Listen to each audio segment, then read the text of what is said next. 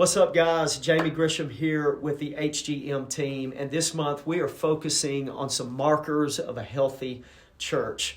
You know, we're always wanting to create healthy and thriving culture. A lot of people talk about that, but honestly, what does that actually mean? What areas should it be healthy and thriving? All areas? Where do I focus? Where do I start? Those are some questions that I used to ask myself all the time, and I'm going to give you 3 areas that have been key markers of the health and local church ministries that I've personally been around that are successful, and they have that healthy and thriving feel. You probably know what I'm talking about. You've walked into a church and you're like, man, this is healthy. This seems like things are very successful. So let me give you these 3 areas real quick. Number 1 is the area of worship. When we come together and we begin to worship in the midst of God's people, we're reminded of His goodness, God's goodness and His power. And it begins to ignite this passion within His people to live for Him. So let me ask you a question. Are you allowing room for God to come and be God in the midst of His people when you worship Him at your church? When we create this culture of true worship, what happens is God begins to inhabit the praises of His people. The Bible clearly states that He enthrones Himself. He builds a throne right in the middle of a church service or a prayer service or whatever that may be, which leads me to the next area. Another area would be within your times of prayer.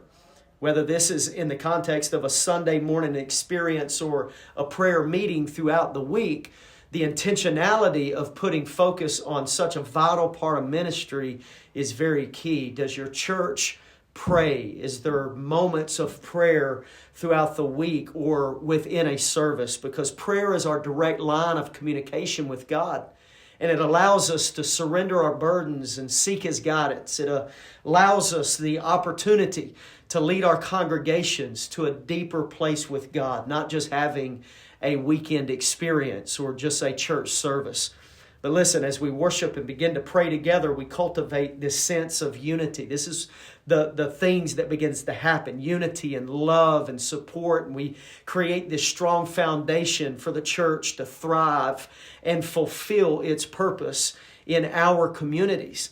It's crazy. It's amazing. Which leads me to the 3rd area that I would like to mention, which is the area of freedom, which Christ came to set us free. And through worship and prayer, we experience the freedom that comes from letting go of our own desires and aligning ourselves with God's will. And freedom not only transforms our individual lives, but it also impacts the overall culture of the church. Just think of a whole church full of freed people living for Jesus Christ. It's amazing, right? And the greatest way that I've personally seen this happen is through the Freedom Group curriculum, which is followed up with a Freedom Conference.